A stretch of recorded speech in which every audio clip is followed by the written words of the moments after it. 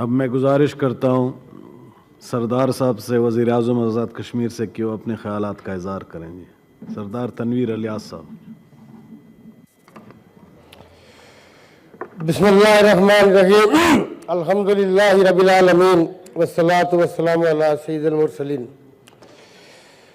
इंतहाई काबिल एहतराम चेयरमैन सेनेट सादिक संजरानी साहब, यहाँ पे मौजूद साबक जितने भी चेयरमैन सेनेट रहे, मौजूदा सेनेटर साहिबान, गवर्नर, हमारे सूबों के वज़राए आला, स्पीकर कौमी असम्बली और जितने भी हमारे मुल्क की जैयत क़यादतें इस वक्त इस साहिबान बाला में मौजूद है, और यहाँ पे मौजूद आम पाकिस्तानी और मीडिया के जितने भी लोग हैं, अस्सलाम वालेकुम। जनाब, मेरे साथ जो लोग दुरूद इब्राहिम में शामिल होना चाहें, अल्लाहुम्मा सल्ली अला मुहम्मद व अला आलि मुहम्मद कमा सल्लैता अला इब्राहीम व अला आलि इब्राहीम इन्नका हमीदुम मजीद। अल्लाहुम्मा बारिक अला मुहम्मद व अला आलि मुहम्मद कमा बारकता अला इब्राहीम व अला आलि इब्राहीम इन्नका हमीदुम मजीद। इंतहाई काबिल एहतराम जनाब चेयरमैन सेनेट, आपकी इजाज़त से और आपकी वसादत से मैं इस ऐवान बाला, जो हमारे मुल्क का सबसे आम और सुप्रीम ऐवान बाला का मतलब है ऐवान बाला, इस गोल्डन जुबली के मौका पे मैं ये समझता हूँ कि जितने भी लोगों को आज यहाँ पे बात करने का मौका मिलेगा, या जो आपका ये खुसूसी सेशन गोल्डन जुबली के हवाले से, हमारे लिए यकीनी तौर पे ये बहुत बड़े एजाज़ की बात है कि आज हम इस ऐवान बाला में बात कर रहे हैं। ये तारीख का हिस्सा है, लेकिन हमारे बाद आने वाले, चूँकि हम मुकम्मल यकीन और ईमान रखते हैं कि अगर दूसरा इस दुनिया से गया तो मेरा भी जनाजा होगा, मुझे भी कफनाया जाएगा, मुझे भी गुस्लाया जाएगा। मेरे आने बाद देखेंगे कि हमने क्या कहा था, यहाँ पे क्या बात हुई थी, उस बात को हम आगे कैसे लेके चले थे। जब ऐसी तकरीबात होती हैं, यकीनी तौर पे मुल्क और कौम के हवाले से ये बहुत बड़ी बात है कि ऐवान बाला का हम गोल्डन जुबली 50वीं बना रहे हैं, लेकिन हमें पीछे मुड़ के अपनी कामयाबियों और नाकामियों को यहाँ पे देखना भी होगा, डिस्कस भी करना होगा, उससे इस्लाह अहवाल की तरफ भी जाना होगा। जब हम अपने मुल्क की तरफ आते हैं तो मैं ये समझता हूँ कि दुनिया में ऐसा मुनफरिद मुल्क जो सिर्फ और सिर्फ कलमा तैयबा की एहसास की बुनियाद पर इस हिंदुस्तान से जब मुस्लिम एरा, मुगल एरा, व्हाट्सएवर जो हमने नाम देने दे दे, ख़त्म होता है।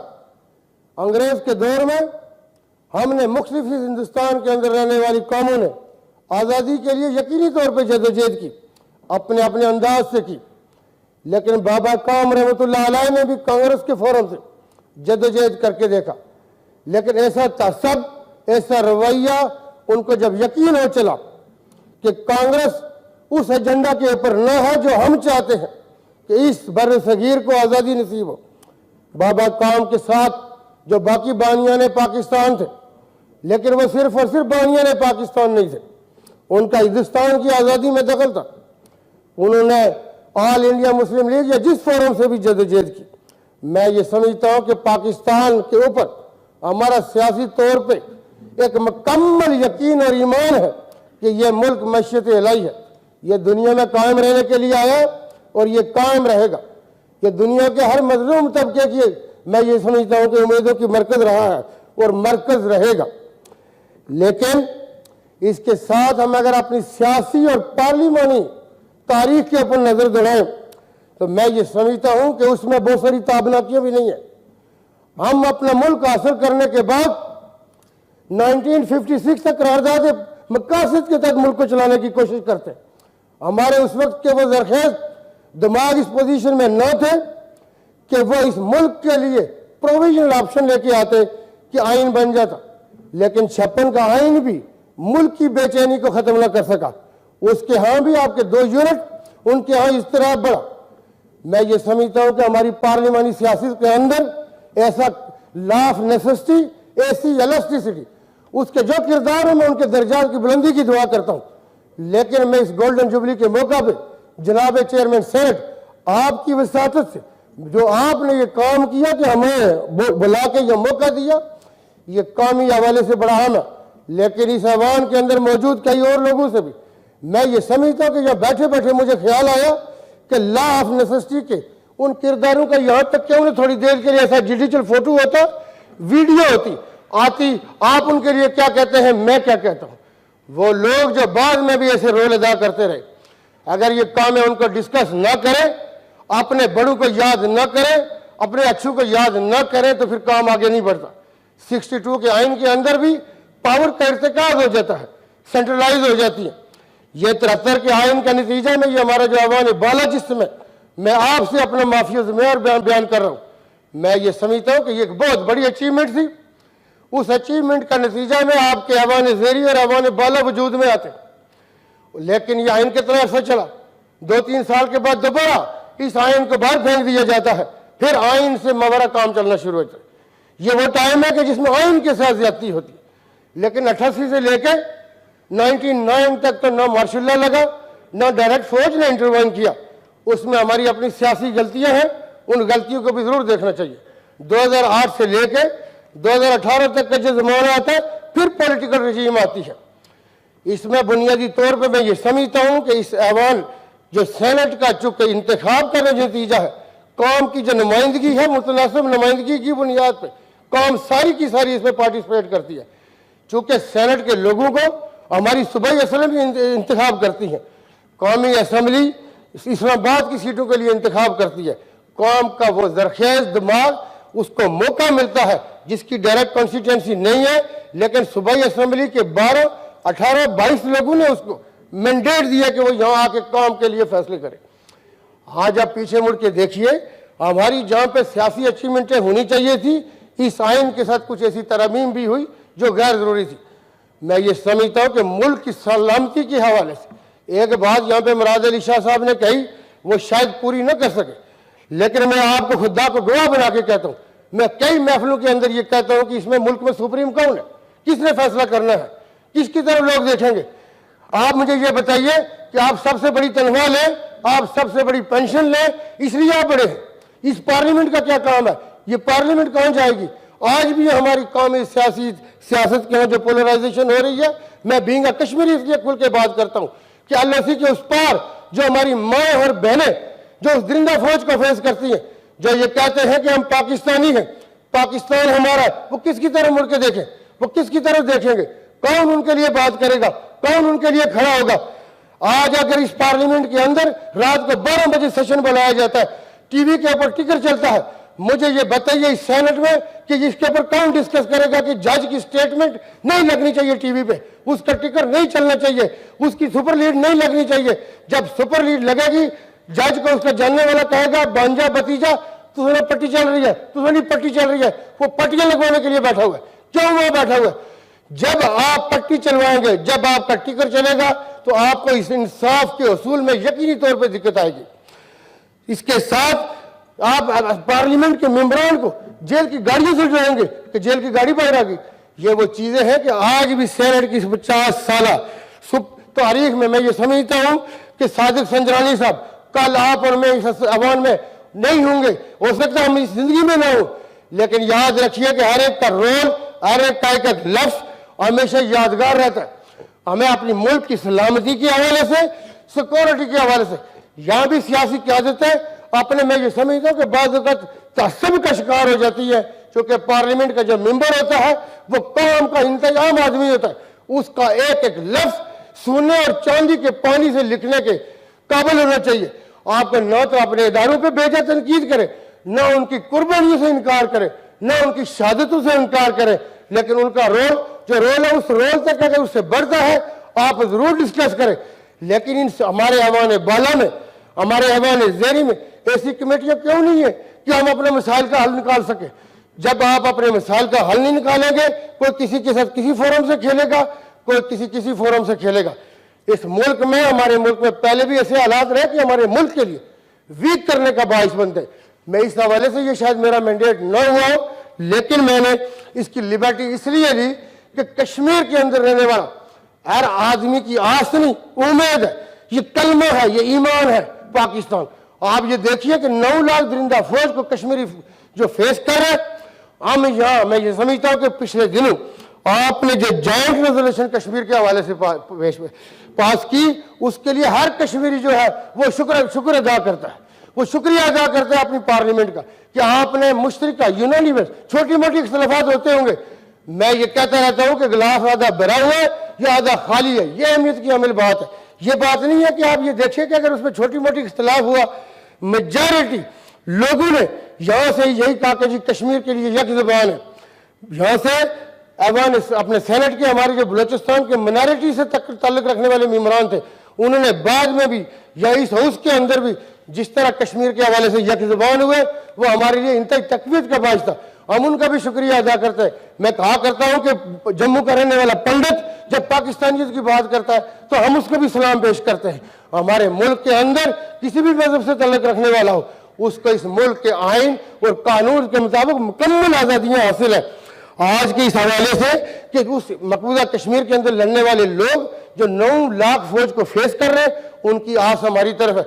हमारे मुल्क में कमजोरियां होंगी, सियासी पोलराइजेशन होगी, उसका नतीजे में क्या होगा कि उनका ईमान मुतज़लज़ल हो सकता है। उनके लिए ये चीज़ कि हम जिस फौज को फेस करें, इसको लड़ने के बाद जिधर जा रहे हैं, वो तो खुद इतने गले गुजर हैं कि वो हमारे लिए क्या सोचेंगे, हमारे लिए क्या करेंगे। मैं ये समझता हूँ कि ये सेनेट की गोल्डन जुबली के बाद कौमी असम्बली हो, सेनेट हो, ये तो इस हवाले से आपने किया कि तमाम वज़राए आला को, गवर्नर्स को, तमाम साबिक सेनेटर्स को, मैं ये समझता हूँ कि ये जो जय्यद की आदतें होती हैं, ये सर जोड़ के बैठती है। आलमी जंगों का फैसला अगर टेबल पे हो सकता है, दुनिया की कौन सी चीज़ है जिसका फैसला नहीं हो सकता, लेकिन वो पार्लियामान को करना है, इसलिए कि ये सुप्रीम है, यहाँ पे सारे फैसले होने चाहिए। हम एक दूसरे के गले भी पकड़े, हम एक दूसरे से गिले भी करें, लेकिन उसका कमरे के बंद इन कैमरा सेशन के अंदर फैसला करके बाहर निकले, एक महीना से मल्टीपल सेशन करें लेकिन फैसला हो। लेकिन आज के दिन के हवाले से ये सारी कमजोरियां, ये सारी कजियां रहने के बावजूद मैं ये समझता हूं कि सेनेट की ये गोल्डन जुबली न सिर्फ मुकद्दस ऐवान के अंदर जो लोग मौजूद है, पूरी काम पूरा मुल्क इंतहाई मुबारकबाद का मुस्तहिक है कि हम ये गोल्डन जुबली बना रहे हैं। और हम वो कौम है कि हम बहुत मुसाइब के बावजूद, बहुत मुश्किलात के बावजूद न सिर्फ दुनिया में न्यूक्लियर पावर बने, लेकिन इसके साथ हमने दुनिया में इन सारी मुश्किलात के बावजूद डायरेक्ट इंटरव्यून होता रहा, बहुत से मसाइल होते रहे, मुल्क टूट गया जो आज कहता है कि वो हमारा गैर फितरी था। 23 साल हमारे साथ रहने वाला गैर फितरी था, जो आज भी हमारे लिए फांसी झोल रहा है वो गैर फितरी था, जो आज भी जिसके अंदर पाकिस्तानी रची बसी ऐसे नहीं हुआ करता। लेकिन मैं ये समझता हूँ कि सबके बावजूद अगर दुनिया में हम आज भी मुकाम मरतबा रख रहे, पोजीशन रख रहे, तो ये काम के अंदर जो रेजिलियंस है, जो कमिटमेंट है, मैं ये समझता हूँ कि ये काम इसी काफिले को, इसी झंडे को, मैं अपने झंडे को, इसको सब अलाली परचम को, इसका रंग गुम्बद खिजरा से मिलता है। ये हमें हर एक को सेंसिटाइज करना चाहिए। ना ये मुल्क ऐसे बना है, ना ये झंडे ऐसे आगे वजूद के अंदर कमिटमेंट का नजरिया, उससे पीछे नहीं हटेंगे। और वो कमिटमेंट इस खिते के हवाले से नहीं है, आलमी सतह पर रहनी चाहिए। लेकिन ये चूंकि ऐसा सेशन आप और मैं तारीख के किरदार बन जाएंगे अगर हम ये कहें कि सब अच्छा रहा, हमने सब अच्छा देखा, सब अच्छा किया, नहीं हुआ होगा। लेकिन जिन लोगों ने जो फैसले किए होंगे उस वक्त की मुमकिन है हालात ऐसे न हुए, लेकिन हमें सियासी तौर पे अपने अज़म का, अपने इरादे का, अपने अयादे का इज़हार ज़रूर करना चाहिए। एक और मैं आपसे कहूँ कि जो अदालतें हों या ये मीडिया हो, आप वक्ती तौर पे उनको इस्तेमाल तो कर लेते हैं, लेकिन लॉन्ग रन जो उसके असरात है, मैं आपको बताऊँ कि आज हमारे मुल्क के अंदर लोगों को ये नहीं पता कि हुकूमत से इख्तलाफ हो सकता है, रियासत से नहीं होता। सुपर लीड लगती है कि रियासत को कोई हक नहीं है ये कहे। उन अल्लाह के बंदों को ये नहीं पता कि रियासत को कह रहे हो, हुकूमत से करो इख्तलाफ, हुकूमत से बात करो। हुकूमतों के साथ इख्तलाफ हुआ करते हैं, रियासतों के साथ नहीं हुआ करते। इसलिए हमें बाद चीज़ों की डेफिनेशन, बाद चीज़ों के अंदर उतरना होगा। ये शायद आपको मेरे लहजे में आप ये कहते कि ये अपने मशकूर होके उसके अंदर सरापा, मैं ये समझता हूँ कि शुक्रिया अदा करता, लेकिन ये इस मुल्क का सबसे बड़ा आह्वान है। अगर इसके अंदर मेरे जैसा आदमी, दूसरे लोग अगर बात नहीं करेंगे, आप जो इस मुल्क का ऐसा यहाँ बैठे हुए, आपको बाज़ औक़ात ऐसे फैसले भी कर रहे होंगे कि जो बाज़ औक़ात आपकी सियासी क़यादत को सूट न करते होंगे, जो आपको हो सकता है फ़ायदा न देते हो, लेकिन इस मुल्क और कौम को जो फ़ायदा देते हैं तो वो आपको करना होगा। मुल्क सुप्रीम है, मुल्क है तो हम है, मुल्क नहीं है तो फिर हम कहाँ पे सियासत करेंगे। इसलिए मैं ये समझता हूँ कि मुल्क के ऊपर कोई चीज़ नहीं हो सकती, इसलिए यहाँ पे दुख भी डिस्कस होने चाहिए। और इस हवाले से इस सेनेट के अंदर ये नहीं कि मैं कोई नहीं आपको बात करके बताऊंगा, मुमकिन है यहाँ पे बैठे हुए लोगों को मुझसे ज़्यादा बेहतर पता होगा, लेकिन वो सिर्फ और सिर्फ इस बुनियाद पे कि जी अंदाजे में बदल देता है। हो सकता है मेरी तलखी हो, इसलिए कि मेरी कौम जो है वो 9 लाख जिंदा फौज को फेस करके हमारे झंडे के अंदर दफन हो रही है। हम उसकी उम्मीद है, अगर हम मायूसी फैलाएंगे, हमारा आज़म नहीं होगा तो फिर वो कैसे आगे बढ़ेंगे। आप ये देखिए कि हमारे मुल्क के अंदर क्या क्या पोटेंशियल नहीं है, क्या हम उससे मुस्तफीद हो रहे हैं। सेनेट की कमेटियों में, सेनेट के अंदर, कौमी असम्बली में ये बहस क्यों नहीं होती। हमारे यहाँ सिर्फ हमेशा कोई ऐसी मिर्च मसाले वाली चीज़ खबर रखती है जिसमें नेगेटिविटी हो, पॉजिटिव चीज़ आगे नहीं बढ़ती। वो चीज़ डिबेट होनी चाहिए कि कौम के हो। आज का सोशल मीडिया का बच्चा कहता है बानियों ने पाकिस्तान कौन थे, क्यों बना, हम उनके साथ रहते तो बड़े अच्छे रहते। ऐसे बच्चों के लिए इस गैलरी में वक्तन फवक्तन बुलाया जाए। सेनेट की कमेटियाँ अपना करिकुलम देखें, निसाब देखें, बच्चों के हवाले से कि कौमें कैसे तैयार होती है। जो हमारे साथ बांग्लादेश में हाथ हुआ था वो आगे नहीं होना चाहिए कि लोग अपने ईमान को पाकिस्तान के हवाले से कमज़ोर देखें। ये सेनेट के अंदर कौमी असम्बली में ये चीज़ें होंगी तो जनाब चेयरमैन इंतहा काबिल एहतराम इज़्ज़त चेयरमैन साहब, मैं ये समझता हूँ कि आपका ये फैसला और आपके साथ जितने मामूनीन थे कि उन्होंने कहा कि इन लोगों को बुलाइए, यहाँ आके बात करें, इसके लिए हम आपका शुक्रिया भी अदा करते हैं और आपको खराज तहसीन पेश करते हैं कि ये चीज़ याद रहेगी और आगे मैं ये समझता हूँ कि इंशाल्लाह पॉजिटिविटी के साथ बढ़ेगी। थैंक यू जनाब, बहुत मेहरबानी। अब तशरीफ़ लाते हैं ज़रा